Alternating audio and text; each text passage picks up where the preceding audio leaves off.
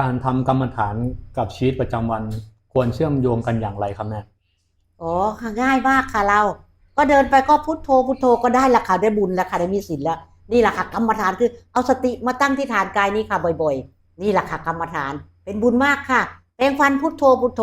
ทำอะไรเดินไประลึกได้พุทโธพุทโธค่ะครับแม่ค่ะนี่แหละค่ะแล้วฐานเรานี่คืออะไรครับแม่ลมค่ะกลับมาที่ฐานกายก็คือลมค่ะกลับมาที่ฐานกายนี่บ่อยๆปัจจุบันค่ะนี่ปัจจุบันค่ะเราต้องกลับมาที่ฐานกายนี่คือปัจจุบันได้บุญแล้วนะจอนนี่แหละอยู่กับชีวิตประจำวันนี่แหละค่ะได้บุญมากค่ะ แสดงว่าอยู่ที่ไหนก็ทำได้เหรอครับได้ค่ะดำนาอยู่ก็ได้เกี่ยวข้าวอยู่ก็ได้ขอให้กลับมาที่รู้สึกตัวพุทโธพุทโธก็ได้กลับมาที่ลมก็ได้อย่างนี้แสดงว่าดำนาก็ได้บุญเหรอครับได้ค่ะกรีดยางอยู่พุทโธพุทโธก็ได้บุญแล้วค่ะนี่แหละค่ะได้ทุกลมหายใจได้ทุกอริยบทที่กลับมารู้สึกตัวกลับมาที่ปัจจุบันค่ะนี่แหละแสค่ะดงว่ากรรมฐานทำได้ทุกดวงจิตเหรอครับค่ะทำได้ทุกดวงจิตค่ะ